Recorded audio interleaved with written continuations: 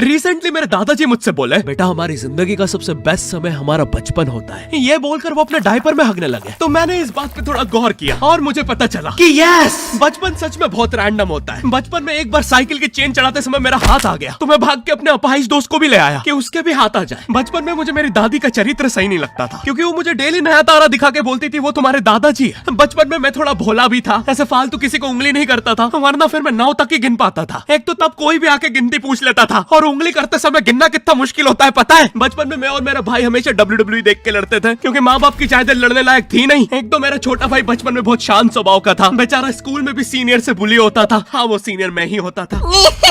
एक बार मुझसे बोलता, भैया डॉक्टर बनना मेरा सपना है। तो मैंने उसे नीट की बुक्स ला दी, तो अब वो उसका पूरा सपना बन गया। अब वो डॉक्टर गेम में भी बीमारी बनता है, और बवासीर पीछे होती है। चिंटू बुक्स नहीं पढ़ रहा है तू? एक बार बेचारा बिस्तर पे गिर के रोने लग गया, तो सब बोलने लग गए कुछ नहीं हुआ, चींटी मर गई, चींटी मर गई। मैं यहाँ सोच रहा हूँ फिर अभी तक हम चींटियों वाले बिस्तर पे क्यों सो रहे थे? हाँ, घर में सबकी पीठ पे ददोड़े हो रखे हैं। हाँ, ये नहीं गिरता तो हमें तो पता ही नहीं चलता बिस्तर पे चींटियां हैं। हम तो सोए जा रहे हैं चींटियों वाले बिस्तर पे। और स्कूल में जब भी ये छोटे भाई पैंट में हक देते हैं, तो बड़े भाई को क्यों बुलाया जाता है? पता है कितनी घनघोर बेइज्जती होती है पूरी क्लास के सामने, और बुलाते भी इतने सस्पेंस है, वो देख के बड़े भाई का हगना निकल जाता है। ऐसे 2 छोटे बच्चे स्लो मोशन में भाग के आ रहे हैं। हाँ, वो उनकी नॉर्मल स्पीड है। मैं देखता हूँ मेरे भाई को क्राइम सीन से 2 पियून पकड़ के ले जा रहे हैं। उसे ब्राउन रंगे हाथों पकड़ लिया गया। मेरे भाई ने मुझसे जाते जाते कहा, मुझे फंसाया जा रहा है। मुझे पता था इस लेंडे के पीछे की कहानी इतनी सिंपल नहीं हो सकती। कड़ी तहकीकात के बाद मुझे पता चला इस लेंडे के पीछे बड़े बड़े पॉलिटिशियंस, गैंग लीडर्स और माफिया इन्वॉल्व है। मेरा भाई सही कह रहा था, ये उसका लेंडा नहीं है। हैंड्स अप पीटी टीचर, तो वो लेंडा तुम्हारा था। तो तुम्हें पता चल ही गया, तुम मुझे कभी नहीं पकड़ सकते। रुको, भाग गया। जाने दो उसे बेटा, हमने पीटी टीचर के बड़े भाई को बुला लिया है वो लेंडा उठाने।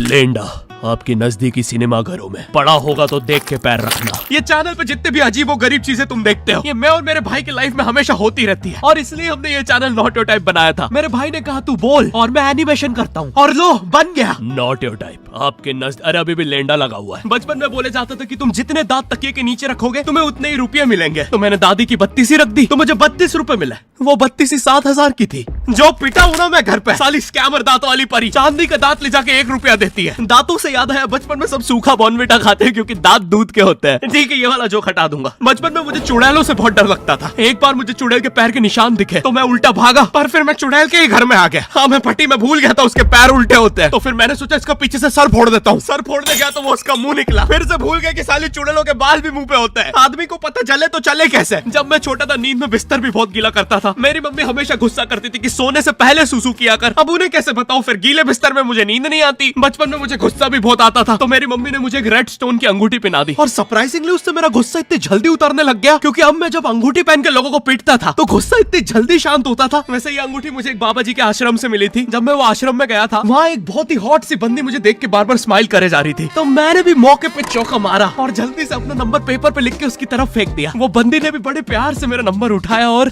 खा लिया। अरे भाई, उसको भूत लगे, वो तब से सबको स्माइल दे रही है। हम भी सुबह से नंबर फेंक रहे हैं, अभी तक 2 किलो पेपर खा गई है। हाँ, अब तुम्हें भी ऐसे रैंडम भूतों या स्ट्रेंजर्स पास नंबर ना फेंकना पड़े प्यार के लिए, इसलिए आओ हैपन पे चले। यहाँ तुम्हें मिलते हैं तुम्हारे कॉमन इंटरेस्ट के लोग। मुझे बॉर्नविटा बहुत पसंद है। मुझे भी रोहित। आओ मन बुद्धि हैंडशेक करते हैं। हैपन पे मिलती है आपको उन लोगों की प्रोफाइल्स जिनके साथ आप पाथ क्रॉस करते हैं। यहाँ तुम अपने एरिया के लोगों की प्रोफाइल्स भी देख सकते हो। यही नहीं, जो लोग तुम्हारे फेवरेट स्पॉट पे जा चुके हैं, यहाँ तुम्हें उनकी प्रोफाइल्स भी मिलती है। तो अभी जाकर अपना नेक्स्ट क्रश स्पॉट करो अपने ही मन पसंदीदा स्पॉट पे। तो अभी जाकर डाउनलोड करो, लिंक डिस्क्रिप्शन में। Thank you happen.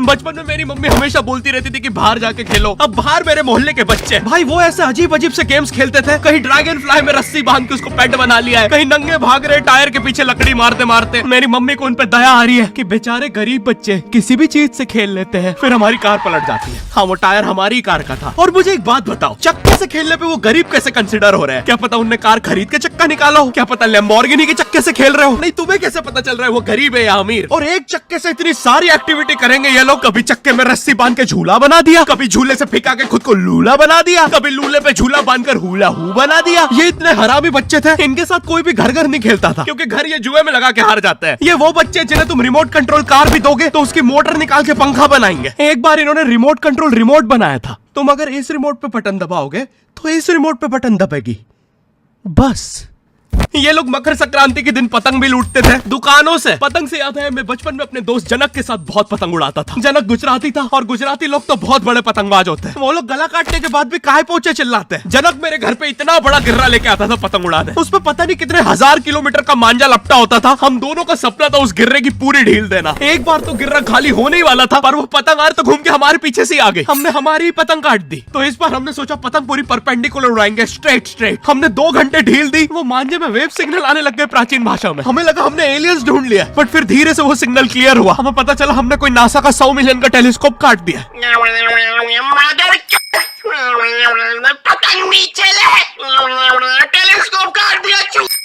नासा का टेलीस्कोप जैसे ही नीचे गिरा बच्चों से पहले विसरो ने लूट लिया। बहुत वियर्ड था, इतने सारे बुड्ढे छत कूद के भाग रहे थे। एक तो जनक के मांझे में इतनी सारी गठाने होती थी, वो मांझा इतना भारी हो जाता था। हम चौथे माले से पतंग उड़ा रहे, वो दूसरे माले पे उड़ रही है। बचपन में बोला जाता है किसी भी स्ट्रेंजर से बात नहीं करते, तो फिर मैं इशारे करता था। तो फिर दादी मेरे चरित्र पे सवाल उठाती थी। दादी से याद है पुराने जमाने में एंटरटेनमेंट के लिए कुछ होता नहीं था, तो लोग 7-7, 8-8 बच्चे पैदा कर लेते थे ताकि उन्हें जायदाद पे लड़ता देख मजे ले सके। मेरे पापा के 5 भाई और 4 बहनें हैं, टोटल 9 बच्चे। मेरी दादी ने जिंदगी के 9 साल बस बच्चे दिए। दादी ने 9 साल तक पेट में इतनी लातें खाई है, उनके अंदर से एब्स आ गए थे। मेरी दादी लिटरली अंदर से टूट चुकी थी। उनका इतनी बार ऑपरेशन हो रखा है, उनको डॉक्टर ने टाकों की जगह चेन लगा दी थी। भाई आज के जमाने में तो इतने बच्चे कोई पैदा नहीं करता, उल्टा अबॉर्शन करवा लेते हैं। और यस मैं अबॉर्शन बोलूंगा क्योंकि मुझे जेल नहीं जाना। एक तो इंडिया में भी अबॉर्शन करवाना लीगल है, लेकिन बच्चे का जेंडर जानना इलीगल है। मतलब तुम मार तो सकते हो, लेकिन किसे मार रहे हो ये पता नहीं कर सकते। तो देखो अब रिस्क कितना बढ़ गया है। क्या पता अंदर शेर बैठा हो या कोई बड़ा गैंगस्टर, क्योंकि तुम्हें तो पता नहीं है तुम किसकी सुपारी दे रहे हो। क्या पता वो अंदर बंदे लेके बैठा हो। बचपन में सबके मम्मी पापा डराते हैं मस्ती मत करो वरना बोर्डिंग स्कूल भेज देंगे। और मुझे बोर्डिंग स्कूल से इसलिए डर नहीं लगता था कि मैं वहां जाके अपनी फैमिली से दूर हो जाऊंगा। मुझे बोर्डिंग स्कूल से इसलिए डर लगता था क्योंकि वहां पे वो बड़े दांतों वाला ईशान अवस्थी होता है। मैंने पहली बार जब तारे जमीन का ट्रेलर देखा था तो उसमें वो पागल बच्चे ने आतंक मचा रखा था। फिर मैंने मूवी का नाम पढ़ा तारे जमीन पे। मुझे लगा बिछाए होंगे इस पागल को पकड़ने के लिए, शॉक वॉक देना होगा तारों से। इसके तो दांत भी इतने बड़े हैं, सारी तारे काट देता होगा। मुझे ट्रेलर देख के लगा कोई एक्शन मूवी है, आमिर खान जोकर बना हुआ है। मुझे लगा यही तारों का जाल बना के पकड़ेगा पागल को। हाँ ट्रेलर देख के तुम्हें क्या ही समझ में आएगा। एक शॉट में आमिर खान बोल रहा है आपके बच्चे को डिसलेक्सिया है, फिर अगले ही शॉट में जोकर बन के बड़ा मछलियां उड़ती क्यों नहीं। फिर मुझे लगा ये शायद अपने माँ बाप को बोल रहा था। और दया तो मुझे उस लंगड़े बच्चे पे आती है जिसके बगल में ईशान अवस्थी को बिठा दिया था। वो बेचारा उठ के भाग भी नहीं सकता। और मैंने तो सुना था बोर्डिंग स्कूल में बस नॉटी बच्चे जाते हैं, तो फिर इस बेचारे गाय से बच्चे को क्यों यहाँ भेज के रखा है। कहीं ऐसा तो नहीं इसके पहले पैर थे और ये बहुत मस्ती करता था तो माँ बाप ने पैर तोड़ के इधर भेज दिया। बस भाई मेरा हो गया है आज का। अगर तुम्हें वीडियो पसंद आई तो यार लाइक मारो। एम करते हैं 7 लाख लाइक्स के लिए। पिछले वीडियो में नहीं आए थे इसलिए अब मैं औकात में आ गया हूँ, इसलिए अभी लाइक मारो। चैनल पे नए हो तो सब्सक्राइब करो। मुझे मुंह दिखाई के लिए 10 मिलियन सब्सक्राइबर्स चाहिए। और हैपन को भी डाउनलोड करना मत भूलना, लिंक डिस्क्रिप्शन में। अब मैं भी जा रहा हूँ, बाय।